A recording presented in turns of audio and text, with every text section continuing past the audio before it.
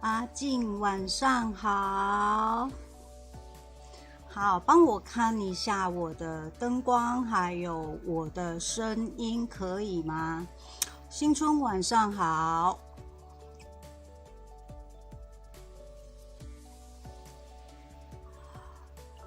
先帮我看一下我的光线，然后还有我的声音。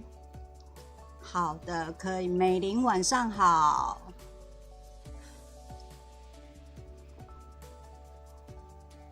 然后我们稍等一下，然后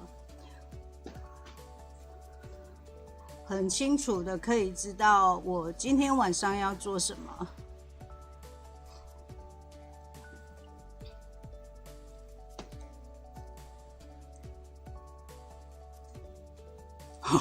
新春就是看这边直播，然后还要留意太鲁阁那边的直播。那个太鲁阁那边的颜色活一流了。玉娟晚上好。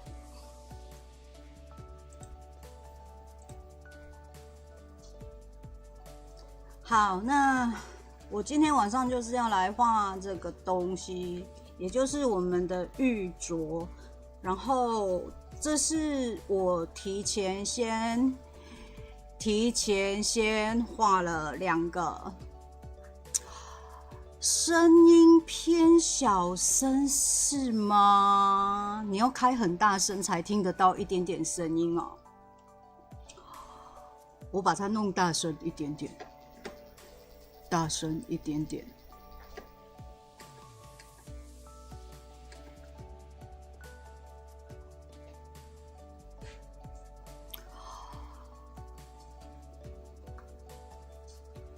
这样还是会觉得我的声音很小声吗？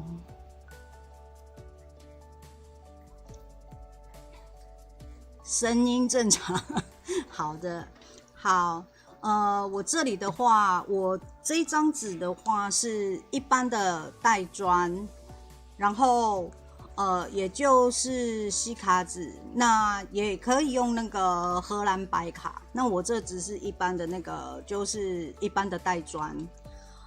然后因为用一般的带砖来画的话，色铅笔它画起来看起来会比较就是会比较光滑，然后质感也会比较好。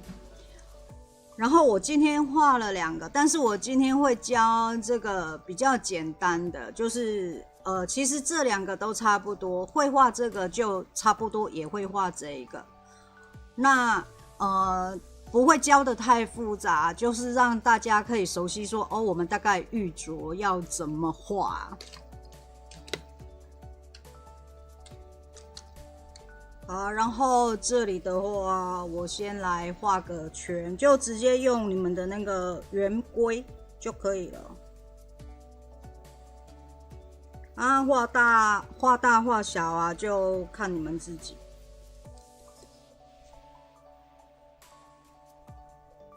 哎呦，有点太上面了，要画下来一点。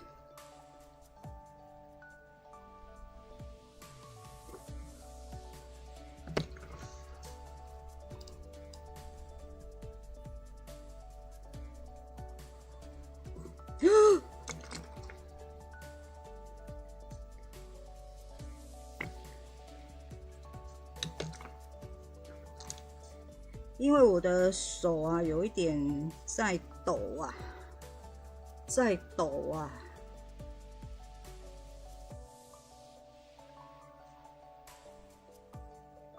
转纸比较快。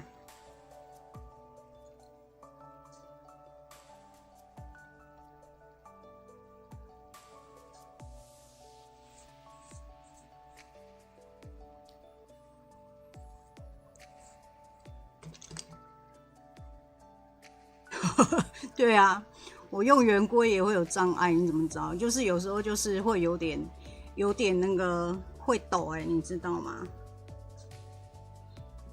好，那我现在画好了圈之后，如果说有人在画那个画玉的时候啊，如果你们手边有这一支的话，这一支是之前就是我有教过画那个马卡龙的那个颜色在用的，但是我这一支其实我主要是，如果说你们画那个什么，当你们在画圆的时候，如果你们有这一种圆规，如果有这种圆规的话，其实可以直接用那个这一种去画。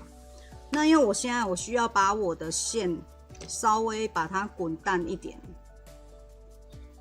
藤爷晚上好。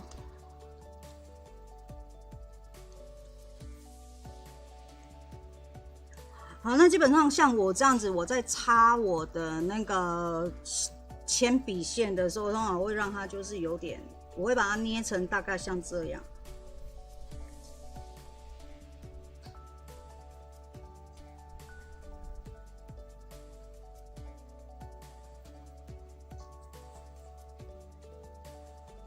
就是让它有点扁扁的这样，扁扁的，然后你就很像那个扫把，这样嘛，刷刷刷刷刷这样子，这样就可以让我们的线条啊淡一点。那因为我这里的话，我不是用带针笔。如果说你们今天在画缠绕画要加上玉的时候，到时候你们就是再把这个框啊用那个带针笔把它描上去就好。但是因为我这里是主要是要示范那个。不知哪家的制图圆规好用哦。其实我原本的是这一个，我觉得这个蛮好用的。这个，可是因为这个的话，它就不可以装铅笔，所以我有时候会用这个，有时候不会。我觉得可以套笔的那个，就是像这个有没有可以？套笔的比较好。那如果说你们有这一支灰色的，其实这个灰颜色很淡。月姬晚上好，好，然后这个的话，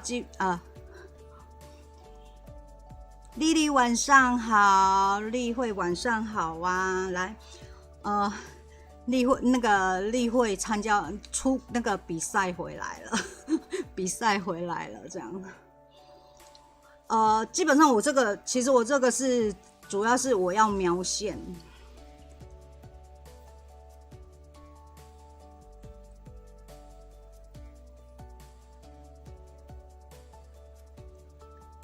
因为这比较偏灰阶啊，然后。为什么我要把铅笔线擦掉的原因是我如果不把铅笔线擦掉啊，等一下它会显得，如果铅笔线在下，那你等一下上那个油性色铅笔的时候，它会有一点点脏脏的。那我这里就用给你们看一下，为什么会说会有点脏脏的。你们看一下，像我这就是一开始铅笔线没有擦掉的话，它看起来就会有点脏，但是。我是觉得还 OK， 因为其实玉啊，它的质地本来就是要灼灼的，所以其实我倒是觉得比较无伤大雅。那如果说我们有加在那个缠绕画里面的话，其实还会再加上那个带针笔的话是没有关系的。但我主要我这是要先描线。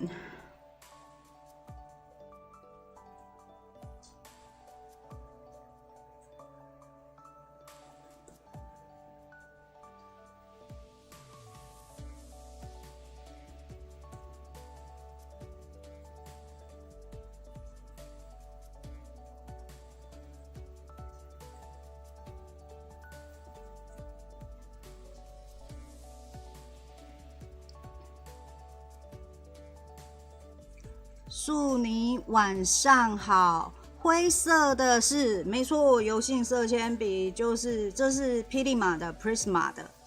好，那它的代号是 PC1051，但是其实没有这一支也没有关系啊。如果说你们手边没有这一支的话，你也可以直接用黄色的，因为黄色的颜色比较淡，所以其实你也可以直接用黄色的。主要我们是为了要描这个线而已。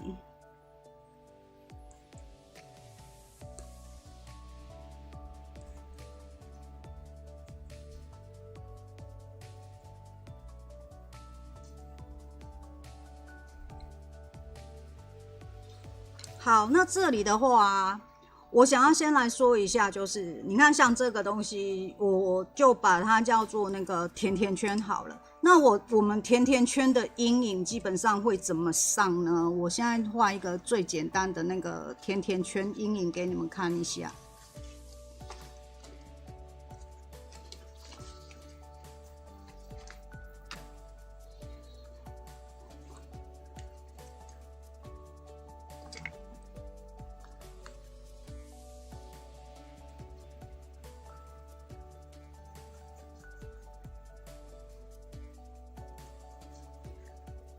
然后基本上，如果说我现在在讲的这个阴影啊，如果说你们平常就是要画甜甜圈的话，你们也会很容易画。它这样子，它看起来才会整颗蓬。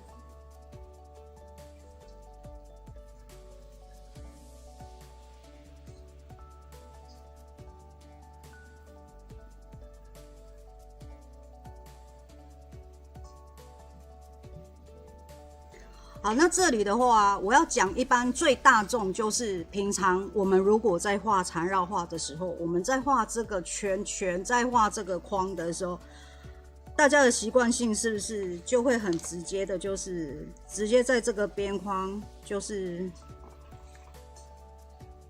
也就是你的外圈还有你的内圈，你们会大家的习惯通常都会在这边上阴影，然后这边上完之后换这边。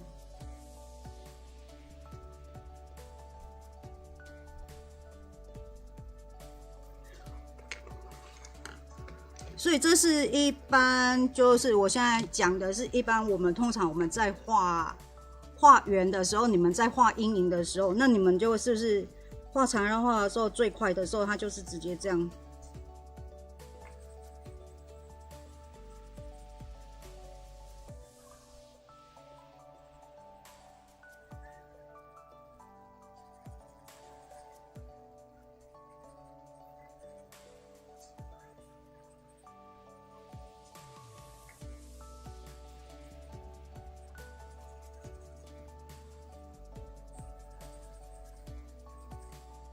对不对？所以这是一般最大众的那个上阴影的方法。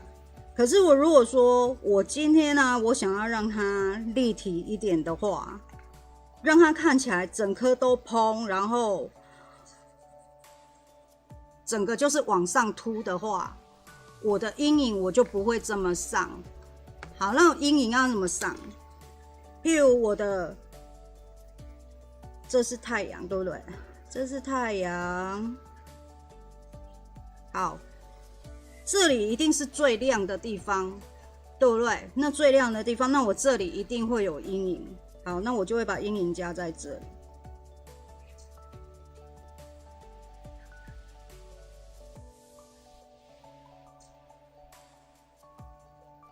好，那光照这边会是亮的嘛？我现在稍微画一下哦。直接照下来，这边是亮的，好，那这里是暗的，那这里是亮的，所以我这边我就不要再上阴影了，但是我这里，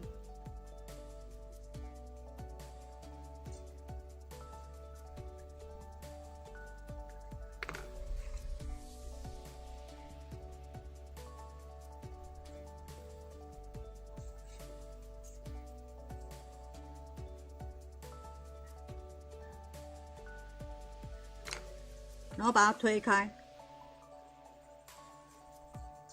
那因为我这是 A4 纸，就是一般的那个影印纸，所以它推出来的效果并没有很好。但是主要是我这里要让你们看一下说，如果平常我在上阴影的话，用素描的方式来画的话，要如何让它整颗甜甜圈整个会圆滚滚的这样立体起来。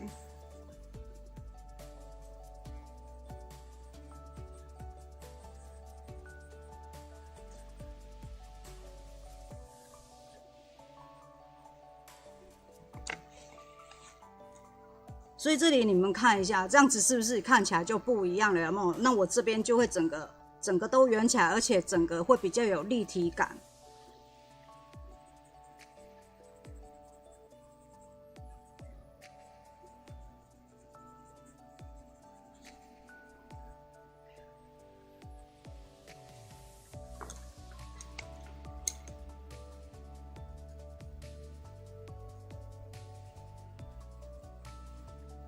把它描圆一点。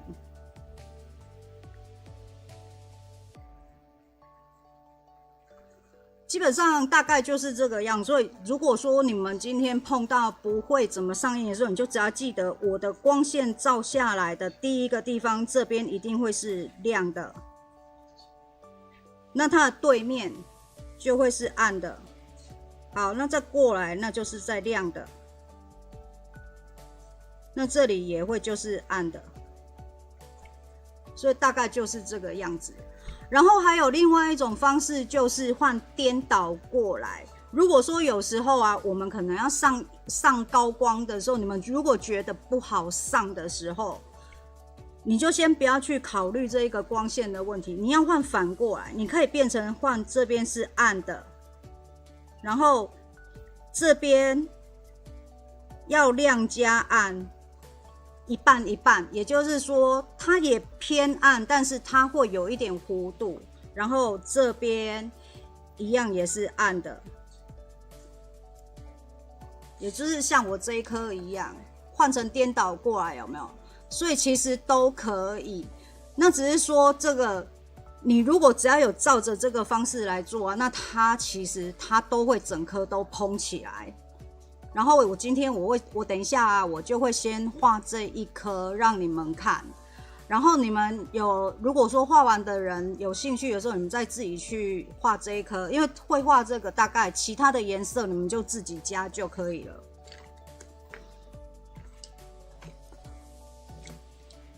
好，然后啊，我这里我就从这个，就是这是最淡的颜色。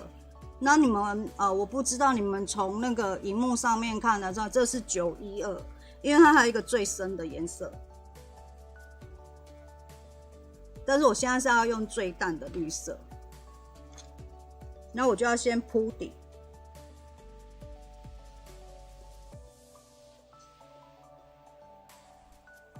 好，那这里铺底的话，会有一个就是有一个技巧啦，像我们这个圆啊，你们不要这样子哦，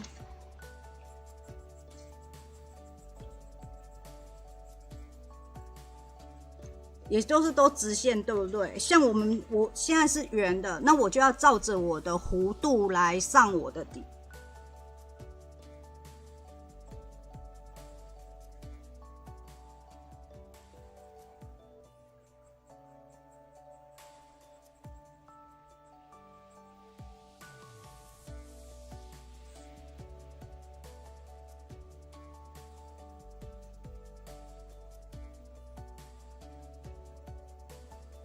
拿着你的笔册，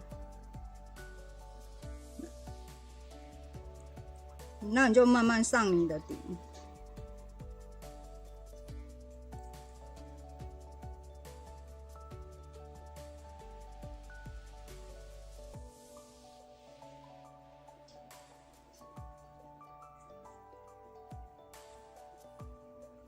这就跟素描它也都需要排线，然后排线的话很重要，所以你们在画的时候千万不要就是直线这样子糊里糊涂的，因为等一下如果说我们要去进行 blender， 就是我们要进行混色的时候，如果你的线没有排好啊，等一下你就会发现说，你的线整个都是歪七扭八的。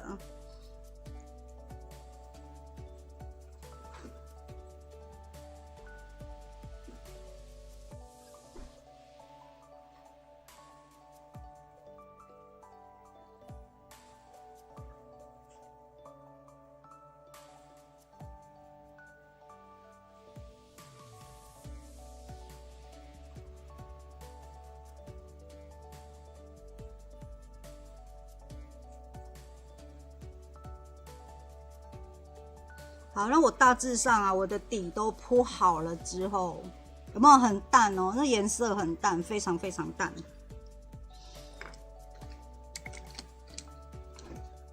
那你就可以拿深一点的，因为深一点的，像我这是12色的，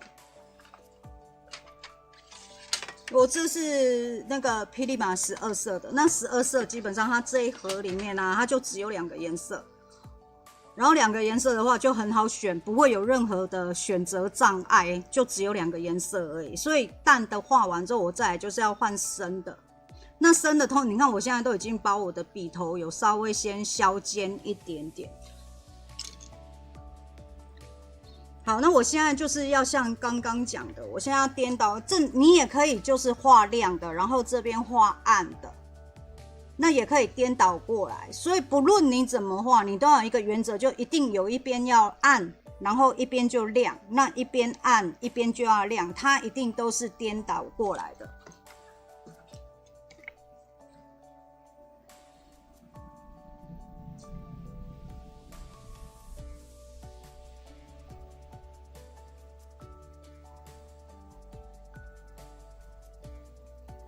那我现在就先从暗的画起。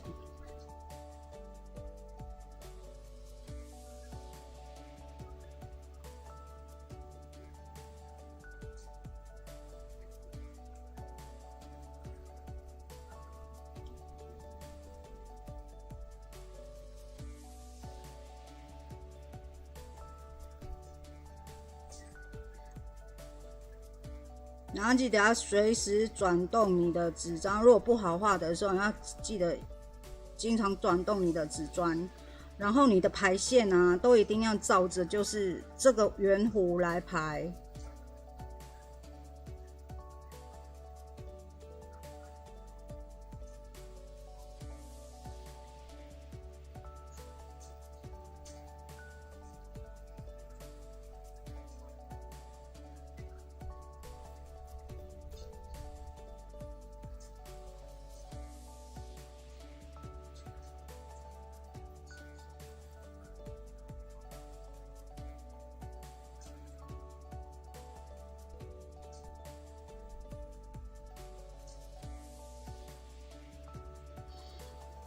好，然后那个同学这里要跟你们说一下，就是你们千万不要就是下手太重。你有没有发现我都是轻轻刷，轻轻刷，有没有？因为如果说你下手太重的话，你等一下在混的时候，你会发现你慢慢没有办法一直往上叠，因为我可能会进行2次至3次的混色，也就是我等一下会用白色色铅笔来做混色。所以混色的时候，如果说你今天你的色铅笔啊一下子叠的太过于重的话，你等一下混色完之后，它会没有办法继续往上叠，因为它会有点饱和，而且它饱和之后，你会发现它开始会有一些就是颗粒，就是有一些杂质会慢慢一直跑出来，所以在叠色的时候要注意。好，那你看我这里是暗的，对不对？然后我这里就有点亮，暗亮，那我这里一样就是要暗的。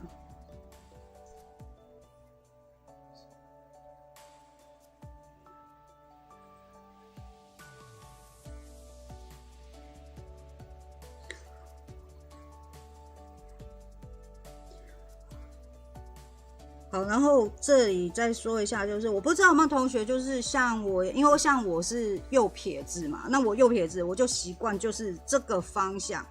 然后你看啊，为什么我不这样子画？因为如果我这样画的话，比如我如果这样画。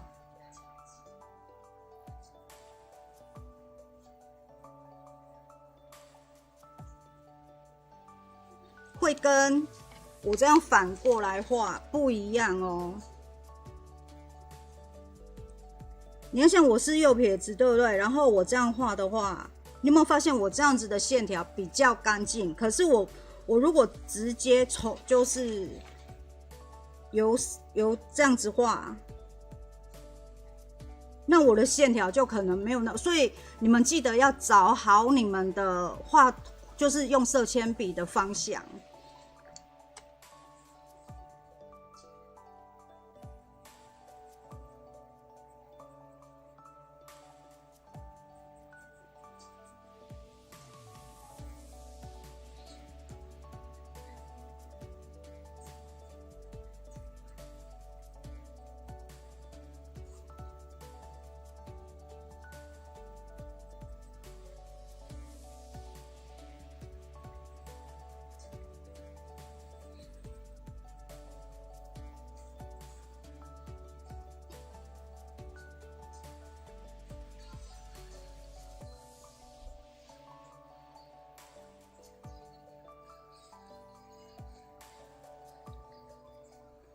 那如果说这里在画的时候啊，你们有问题也可以留言问我，然后我可以顺便回答你们。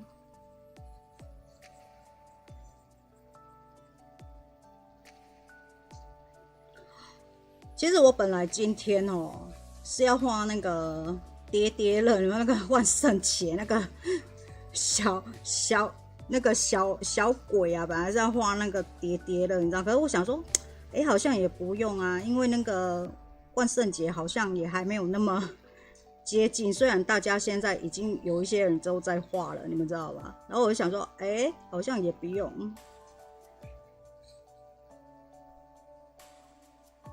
那因为之前呢、我直播过用水彩来画玉石嘛，那普遍大家还是习惯用色铅笔，所以我就想说，那我今天用色铅笔来教你们一下。好，让你们看一下，你们有没有发现我现在就是这边的轮廓已经出来了。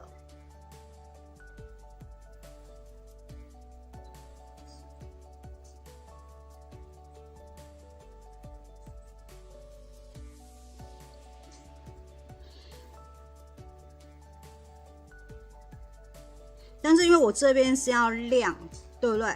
所以我就薄薄的涂就好了，不要太用力，就薄薄的就好。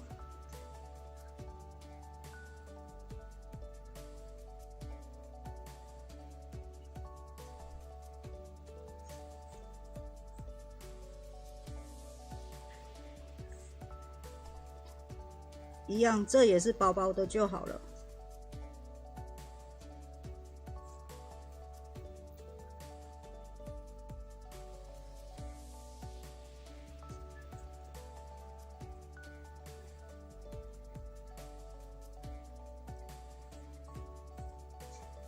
所以有没有发现我这边中间已经有蓬起来了，有没有？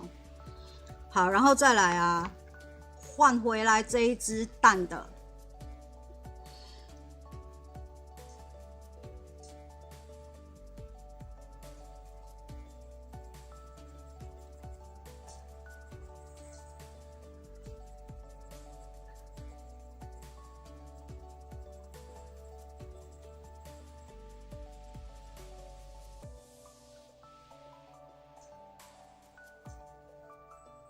一样要慢慢转动你们的纸张。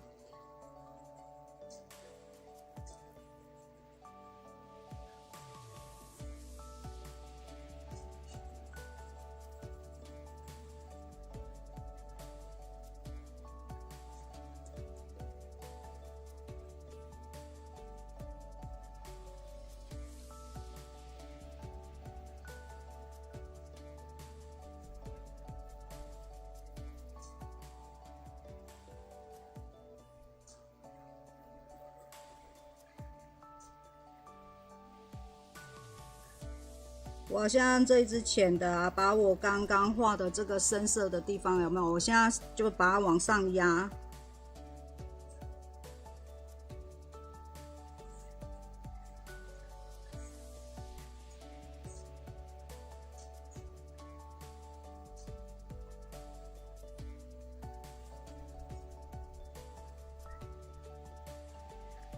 那为什么笔要削尖？就是因为这样子你在画这个边边的时候，像我用这一支哦，我这支也有削过了。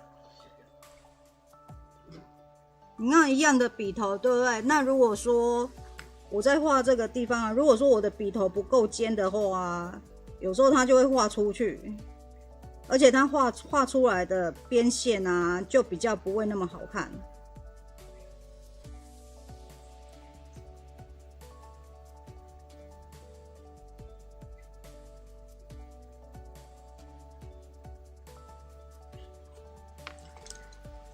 用水彩，对，用水彩很快，然后用色铅笔要撸很久，没错。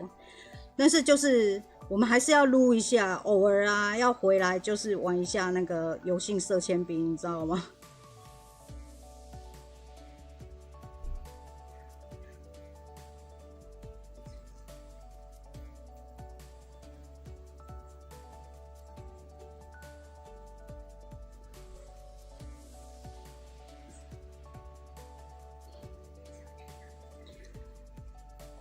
用水彩画出来的玉啊，它的纹路比较漂亮，因为它可以晕染很多不一样的纹路，而且每一次的纹路几乎都不同，所以其实用水彩画真的特别的快，而且产能你们知道吗？就是生产的那个产能啊，特别的高。对，你如果赶时间，赶时间用色铅笔会来。对，赶时间的话用色铅笔一定会来不及，没错。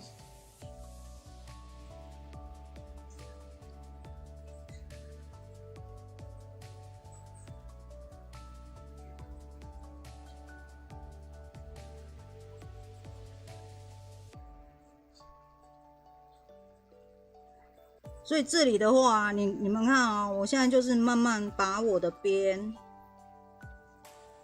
先用这一支淡的有没有去压我的深绿色，然后慢慢把我的边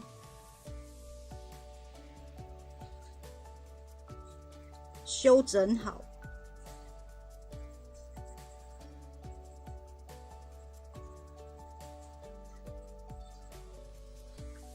有没有发现它这样子已经有蓬起来了？有没有？就像甜甜圈一样，整个已经有蓬起来了。平安扣祝福卡，如果来得及的话，如果你要来得及的话，你如果要写很多张的话，你可能就需要用水彩会比较快。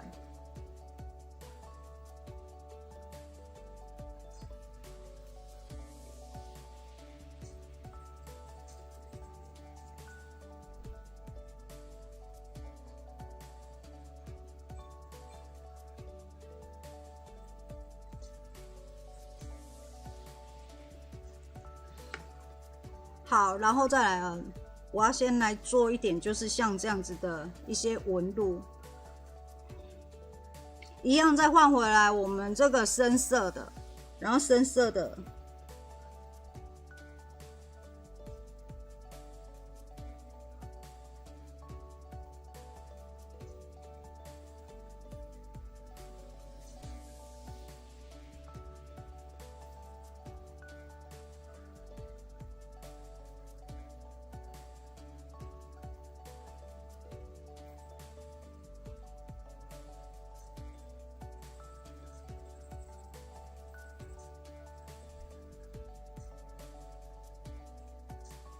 现在来做第一个纹路。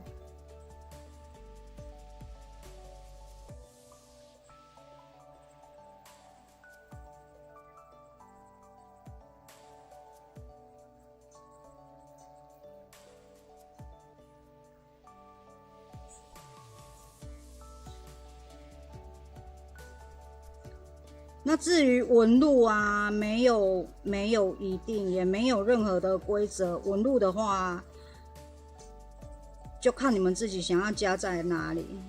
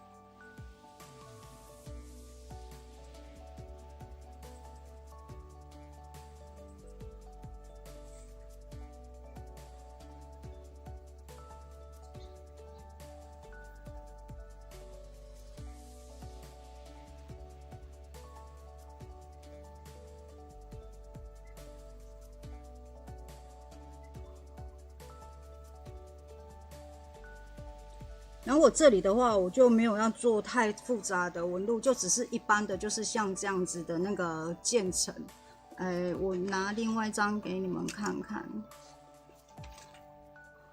我这还没有画完。像这一种凹凸纹路有没有？我不会做，我等一下会教一点，就是告诉你们要怎么做凹凸，但是我不会画的这么复杂。我这一颗还没有画完。好，到这个程度之后啊，一样拿这一支也是12色里面它最淡的，它有一支就是像这个，这一支蓝色，我看一下，这个要叫那个有点靛色，你们知道靛色就是它是接近紫色，但是又有点接近蓝色，但是我不是要用这一支哦，我是要用它淡一点的。就是 blue 就是那个3原色里面的蓝色。那我这一支要干嘛？我现在就是要来加深。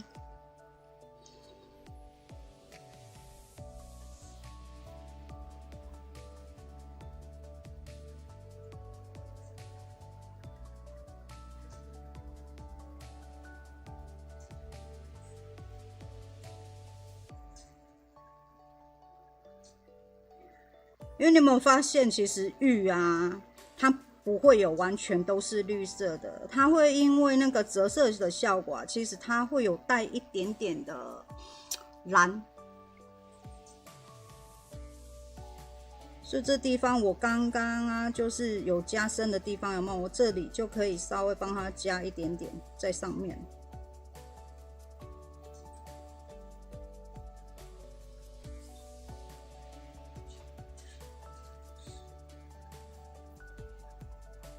所以我目前只有用到3个颜色而已哦，就是淡绿色，然后再来深绿色，再来就是这一支浅蓝，我没有用到其他颜色哦。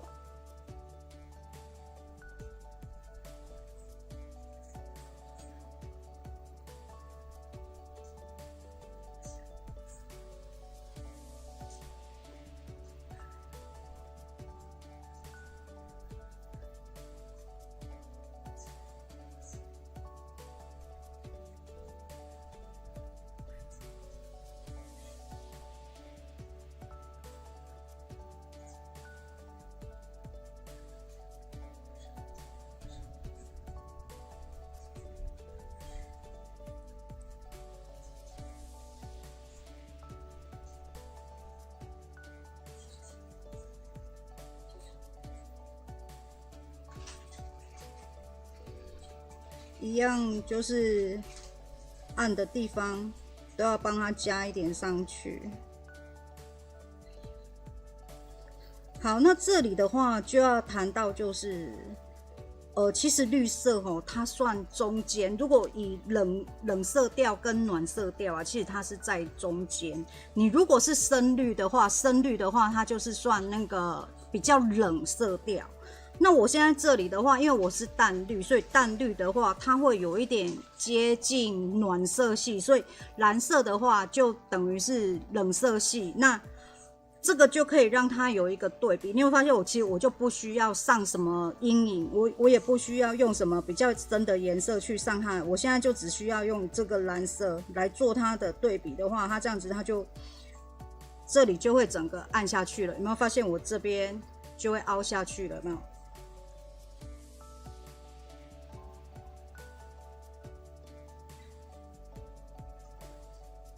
所以如果说你们有人如果有看到像我粉专啊上昨天发的那一张，因为这一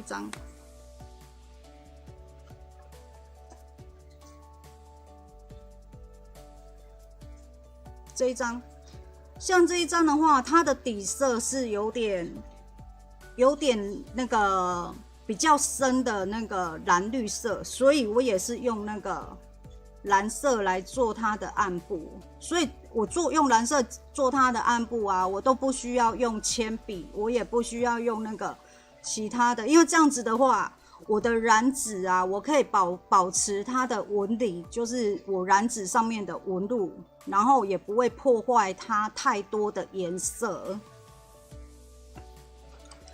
所以如果说会用对比色的时候啊，其实是很好用，你这样子就可以让你的作品啊更加分。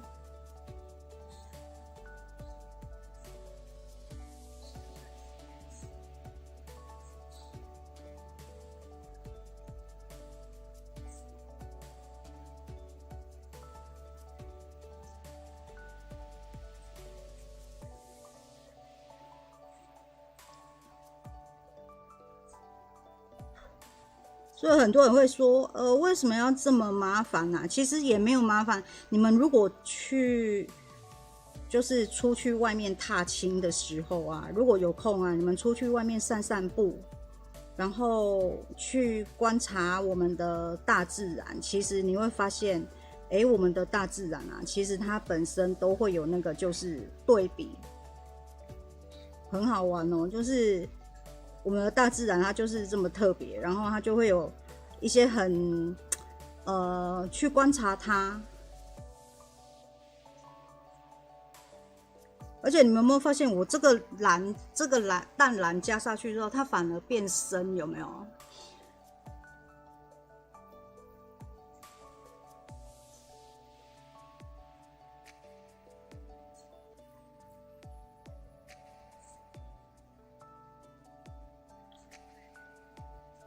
然后这纹路啊，就是你们刚刚要加的那个想要做的那个纹路，有没有？想加的地方都帮它加一点深，这个就是加一点蓝色。好，那这样子的话，我要先来做我第一次的那个混色。那你们就拿你们的那个一样，里面那个就是霹雳马的这一支白色。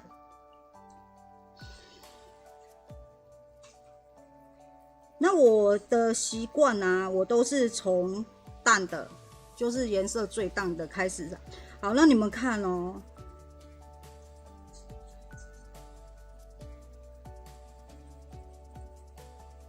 像我这样子在混色的时候啊，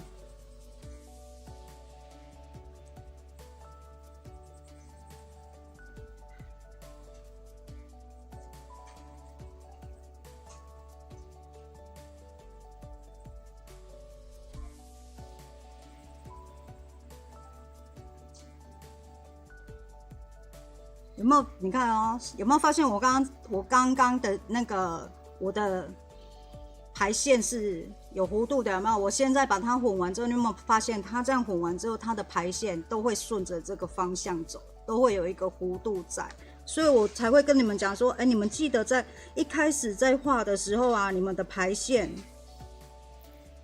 把它画好。然后我这只是要就是进行第一次的混色。好，那为什么要混色？就是这样子让它 blender， 就是让它这样调和啊。因为我们其实玉啊，它里面含有一些矿石，然后还有一些不透明的矿石。那因为光线照射的关系啊，它会有散色，它就是这样四处上，所以其实我们的玉啊，它呈现的是半透明的，它并不是透明的哦，它是算半透明的。那白色调过之后，可以让它呈现就是比较半透明的状态，而且也会有一点灼灼的。因为白色是属于中间色，所以它也会让我们的这个颜色啊看起来就会有点灼灼的，像半透明一样。只是说你们在混色的时候，请不要太用力的去混它哦。来，我看一下树妮说，请使用抛光笔力道也是轻轻的。抛光笔的话，最后，然后你最后要画的话就不一定。我等一下在就是最后的时候再来用抛光笔，但是记得千万不要用抛光笔去调和哦，抛光笔是不能调和的哦。你只要抛光笔一调和下去的话，你再继续叠色，你的颜色会变脏哦。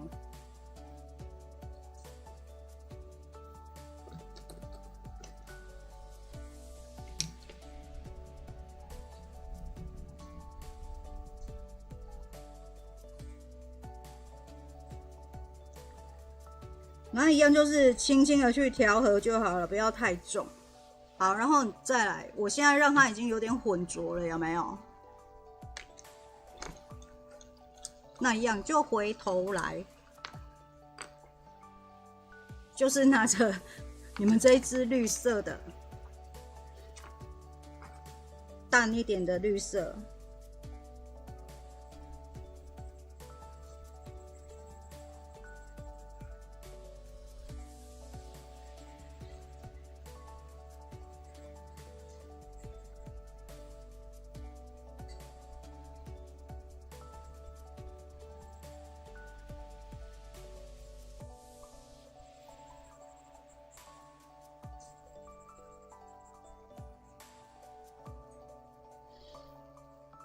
通常啊，像我混完第一次颜色，也就是我用白色的来调和颜色之后啊，我再来就会开始就是试我这一个玉镯啊，看我觉得我想要哪里加深，然后我想要哪个地方，因为每一个人画玉的那个方式不一样。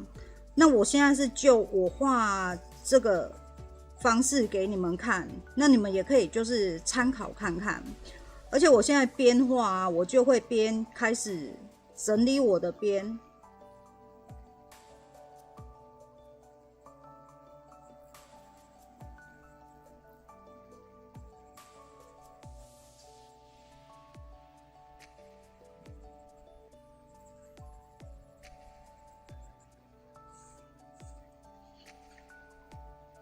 然后因为我这边是深，刚刚我们有说过，说有没有这边下来，这边是深色、淡色，那这里是深，那我这里就是要淡色。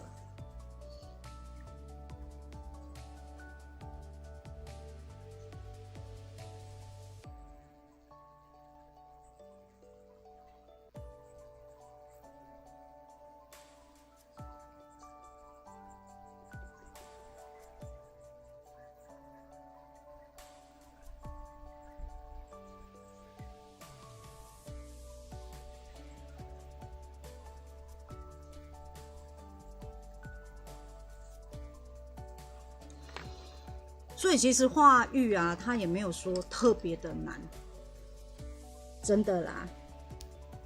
就是我觉得像如果说你们想要画这样，有没有？你可以在混色的时候，譬如像我刚刚这个在做纹路这地方有没有？你们就可以混一点其他的颜色。像有的玉啊，它可以把它混成，就是有带一点橘色，或是有带一点紫色。那像这个地方啊，我现在就是混完颜色之后，我就开始会再着重，就是颜色该深的地方，我就要去加深它。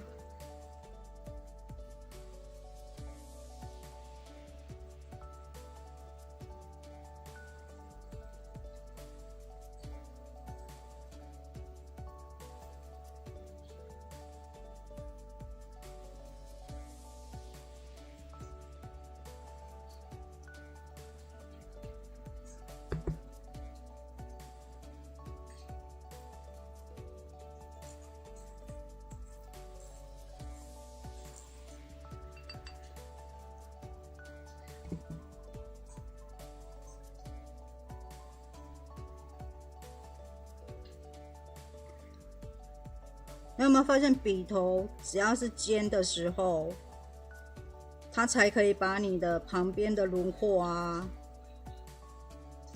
画得比较好。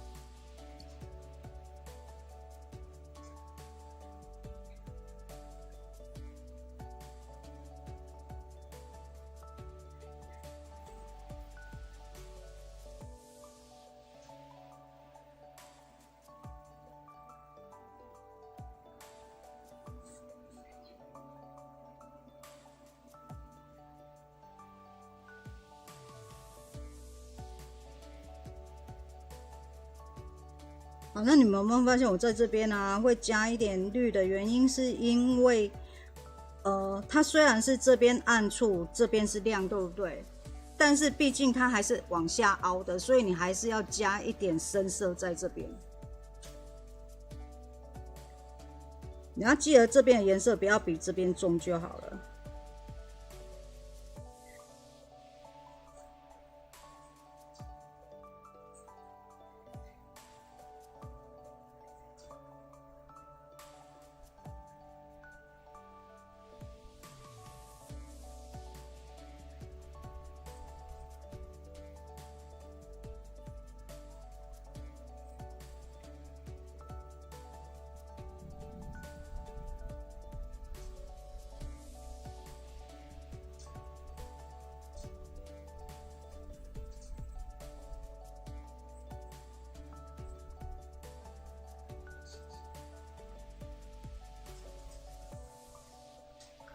好，到这里的话，其实我已经差不多了。然后再来就是，我要用一个纹路给你们看，也就是譬如说，如果说我要像有这个纹路，我想要有一点像这样子的纹路，有没有？让它有一点凹凸的感觉。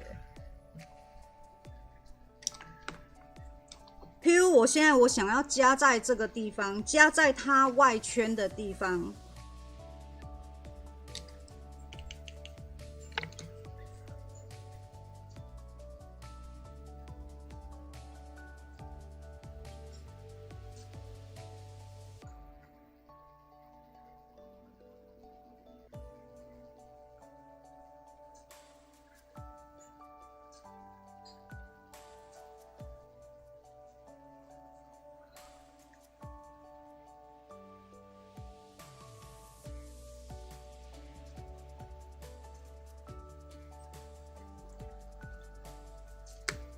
有没有发现我现在这边就画了一圈蓝色的，有没有？然后画一圈蓝色之后，往上带一点点，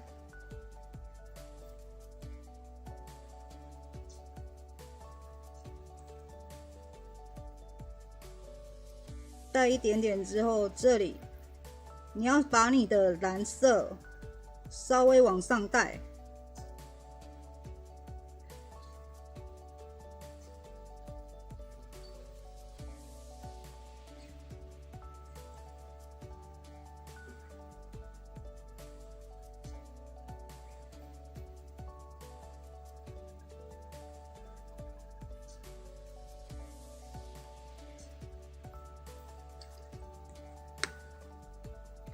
好，那你们看一下吗？你有没有发现这里就会有，这边是凸的，这边就会变凸的，然后这边就会变成凹的，对不对？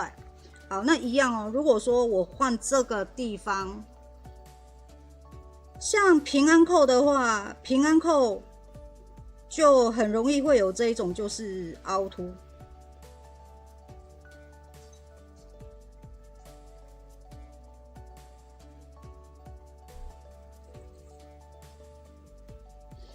可是我现在这里是要让它亮的哦，所以我就要反过来画。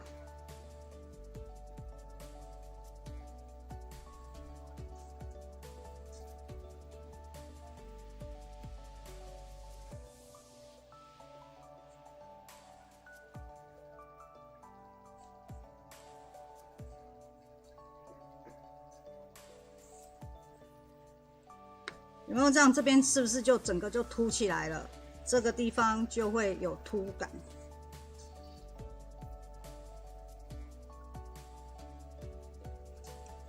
所以这样知道那个凹凸怎么画了。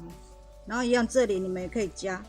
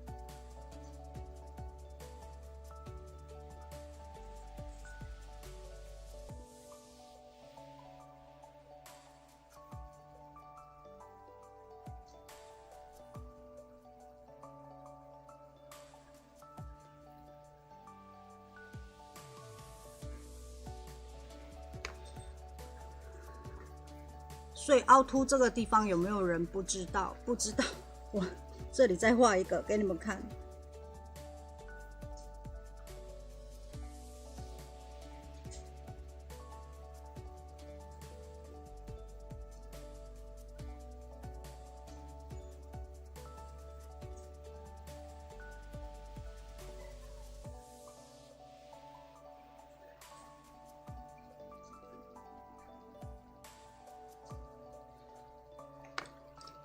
好，然后这里啊，我要来做我第2次的那个混色。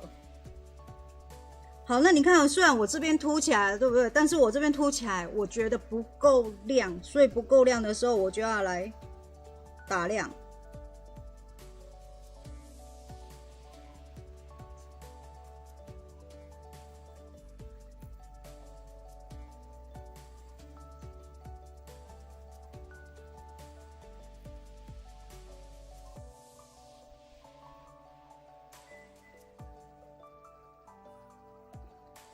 那它这边就会变得比较，就是会整个往比较蓬。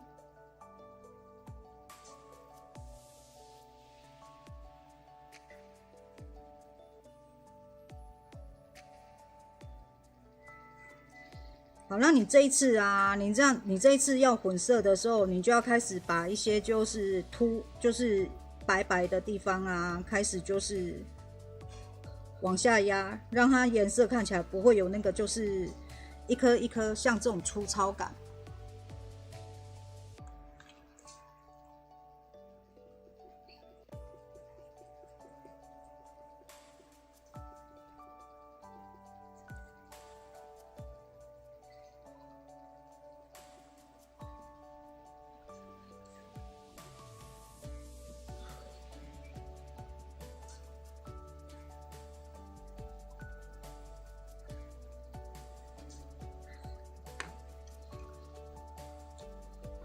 好，然后这里啊，我用一次抛光笔给你们看。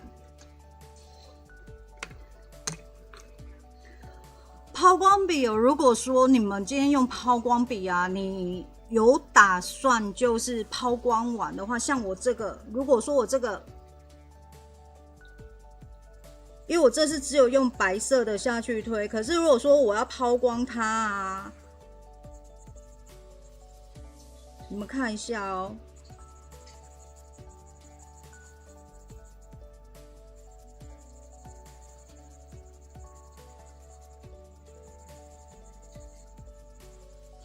抛光啊，它最主要的那个目的是什么？你们知道吗？我现在就是要把我的颜色压实，实在的实，你们知道吗？就是要把它整个颜色往下压，让它压到那个毛细孔里面，也就是把这个颜色都压得比较扎实。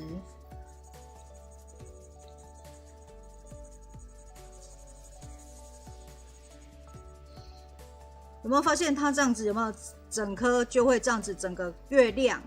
然后这一颗也是。用给你看，像我这个有没有一些比较有颗粒？我对焦给你们看一下哦。有没有发现这里有一些地方有颗粒的？有没有？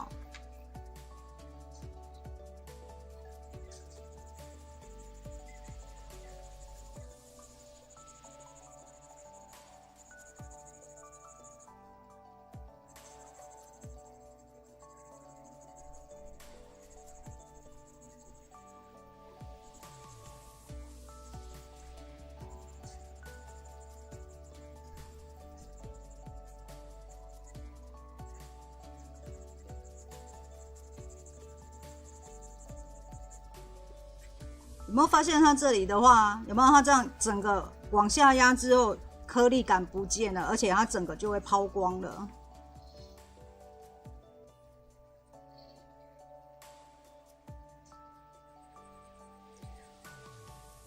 那像你们今天在做抛光这个动作啊，如果说你抛光完，你觉得你可能还要再上颜色。因为你刚开始在抛光的时候，你就先慢慢来，不用一次就是很用力的去抛它，然后你就慢慢抛，慢慢抛，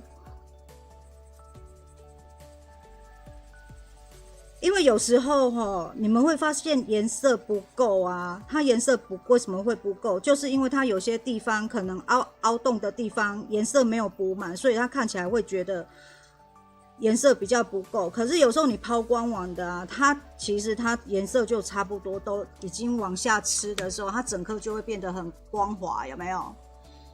好，那像我现在换来抛下面这个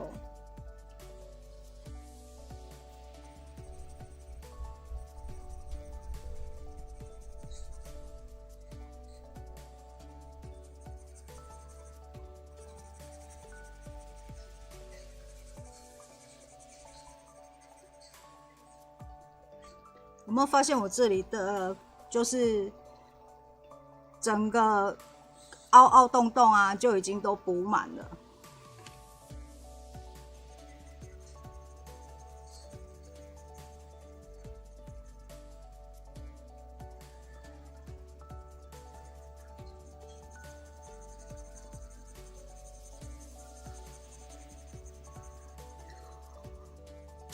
然后我希望说，如果你们在用这支抛光笔啊，尽量就是在你们把所有的颜色都上完了，你觉得我已经上到差不多了之后，你再来抛光，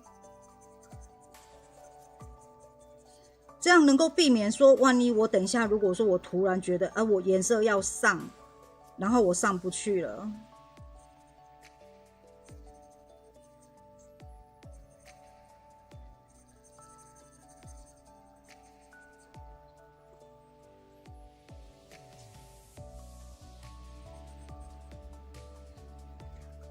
你们有没有发现，当我颜色把它压实之后啊，它看起来整颗就会很均匀。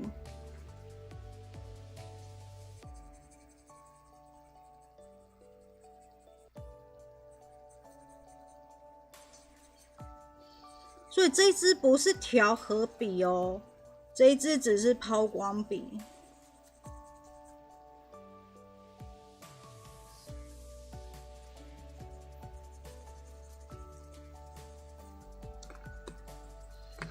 然后来，我给你们看一下，如果说假如我这一颗，因为我这一颗是还没画完，但是我用这个来调和给你们看。假如我今天是用调和笔来调哦，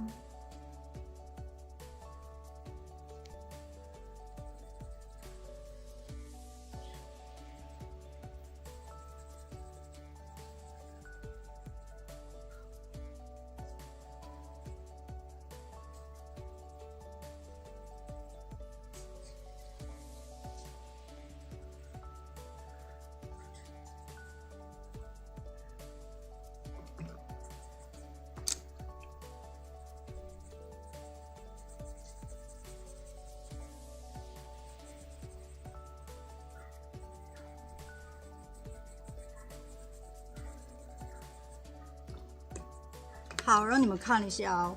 我用调和笔的时候，你们有没有发现呢？我上面的颗粒一样，一颗一颗的都还在，有没有？有一些颗粒感呢，就是那种没有补满纸张的，它基本上它都还在。然后如果我用抛光笔的时候，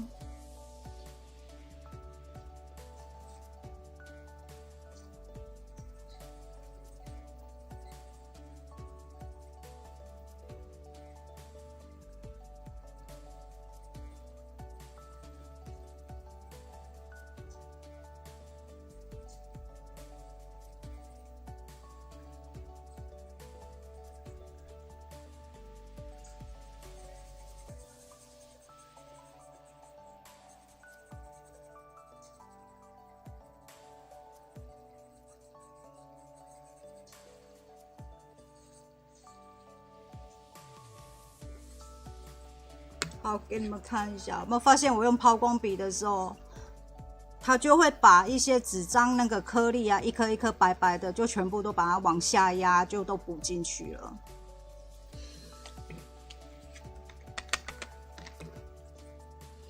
如果这里有没有不知道的，然后再这一颗是为了要示范，告诉你们怎么用画凹凸感，也就是凹的地方，然后凸的地方。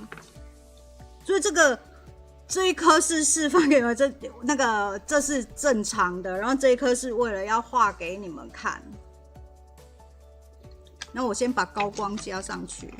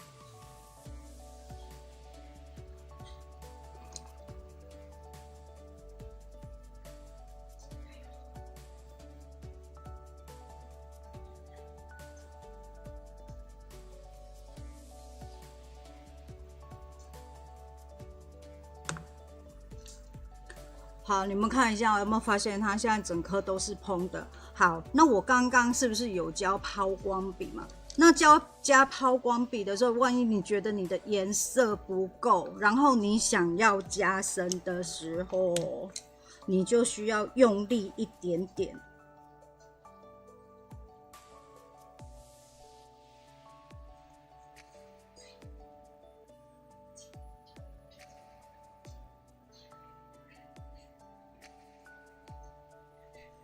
要像这样用力一点，而且它会比较容易会有屑屑哦。有没有发现我这个屑屑都跑出来了？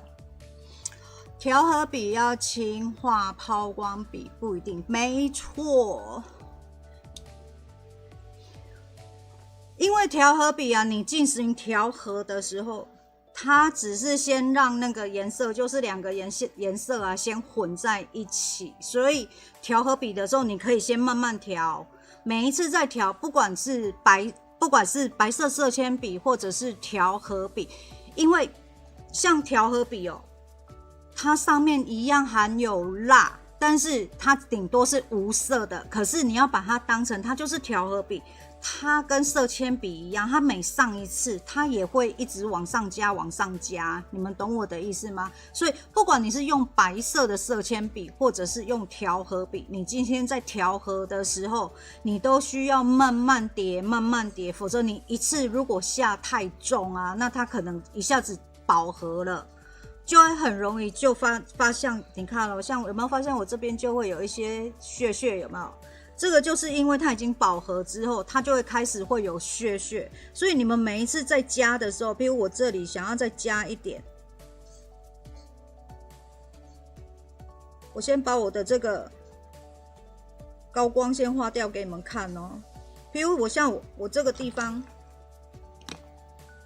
我这刚刚加过抛光笔的地方啊，我如果说我还想要再加深的话，我就需要很用力很用力，但是很用力的情况下，它就会产生那个屑屑，会有比较多的屑屑。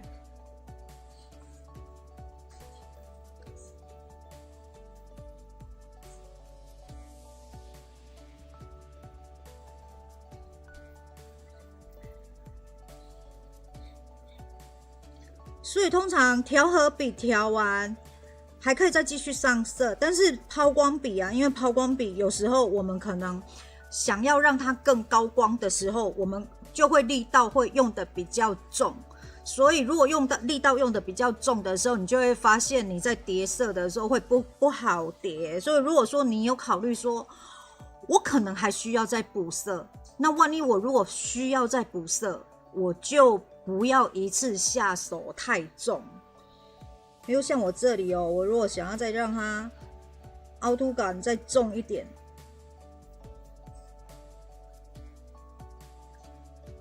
有没有让它这边整个就是感觉有凹下去的感觉？那我可能就要用力一点。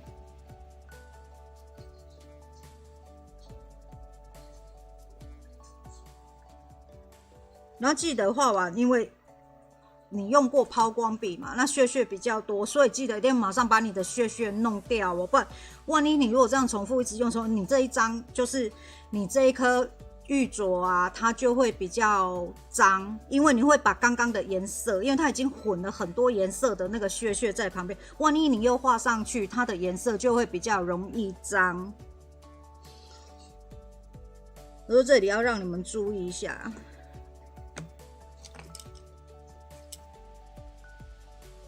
好，我把我这里补上。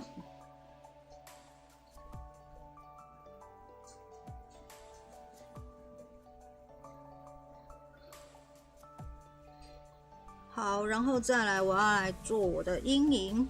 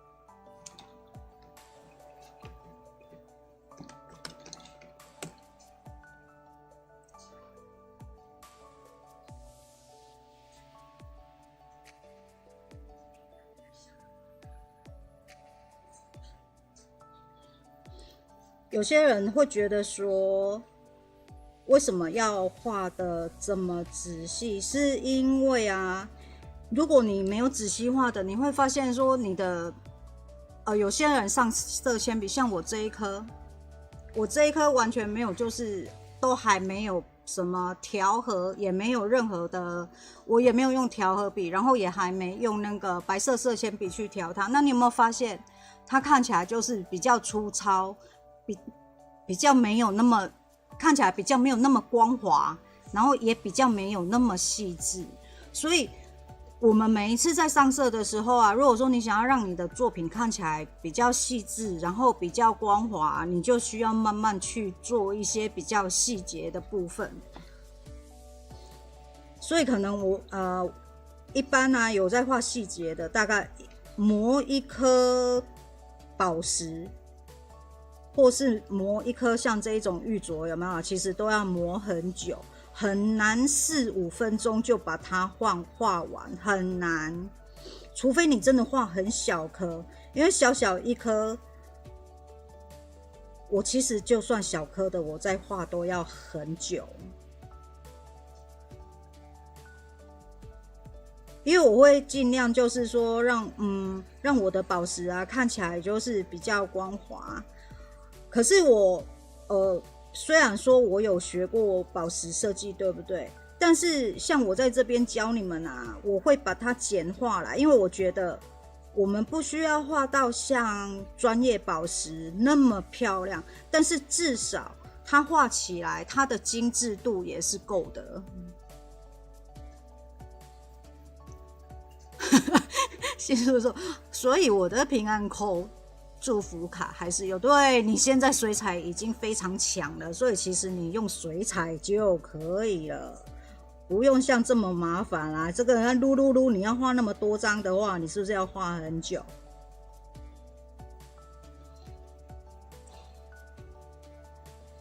好，然后就通常我刷完阴影的时候啊，有没有？现在看起来虽然有整颗都立体起来了，对不对？但是我刷完之后，就是把它推开之后，通常我还会再画一次。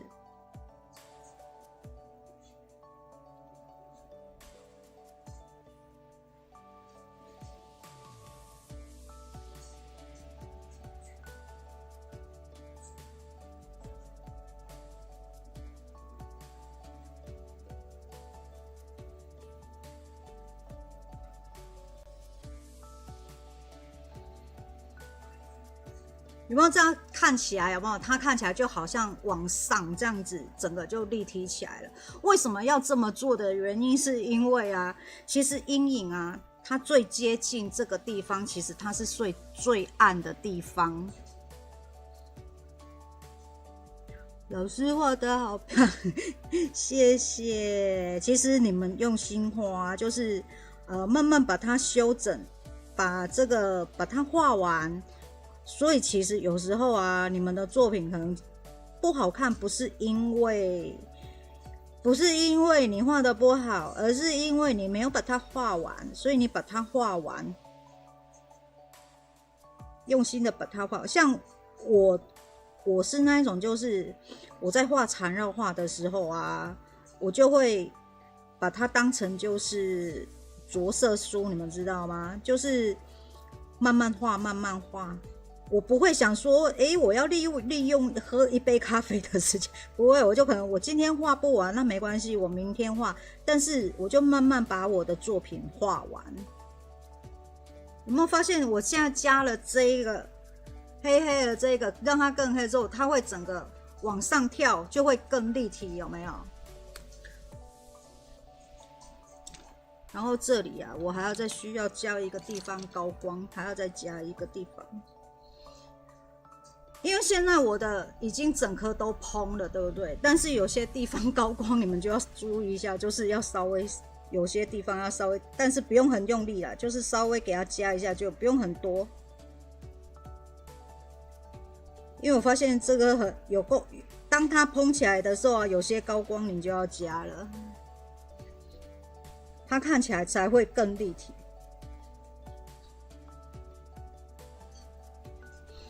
所以如果说像你们今天你们在画你们的，不管画玉或者是画宝石，如果你今天这样子转动啊，你会不知道说，我要如何知道我的宝石到底有没有蓬，或者是我的玉镯到底有没有蓬？你们就拿着你们的手机。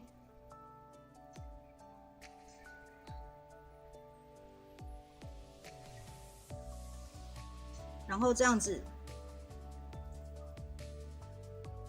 去看它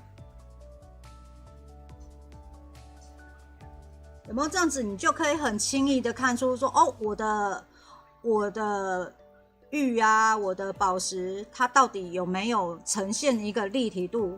因为，我们的眼球哦，它在看我们画的东西久了之后，他会习惯。那习惯之后，你会发现，奇怪，怎么看它都看起来像平面，所以你就需要透过一个有镜面的东西去看你的画出来的东西，你就知道说，那它有没有变立体。所以用手机的那个拍照啊，是一个最好的方法，有没有？你就会发现说，它这样就可以知道说，我的宝石啊，或者是我的玉镯有没有呈现立体，或是呈现凸面效果，这样子。所以我今天呢，就是画玉镯，而且比较简单的玉镯。然后如果说你们想要加其他颜色，就像刚刚这个有没有？我在画这个重色的地方啊，你们就可以去加一点其他颜色。但是你记得把你的排线都排好。为什么？排线排好的时候，你用色在调，就是不管用白色色铅笔啊，在调色，或者是用调和笔在调色的时候，它这个线，它这个纹路才会跟着你的玉镯的纹路这样子跑。那跟水彩的话就更简单了，水彩就没有什么困难，因为水彩的话，它只需要就勾勾，然后纹路很快就出来了，所以不一样。所以这就是我今天的那个玉镯，而且不会很难，就是大概就只有用到这3个颜色。这3个颜色，然后还有白色的，就这样，就4个颜色，没有很多。那如果有用调和笔的人，就可以这样子。所以其实很简单啦，不会很难。然后如果说不懂的，你们可以到我的粉丝专页去留言给我，然后可以问我。那我们今天就到这边，也差不多快10点了，然后好像又放连假了，对不对？我记得好像又放连假了。好，那我们今天的直播就到这个地方。好，那也谢谢大家今天抽空来看我的直播。OK， 好，那就这样咯，那大家晚安。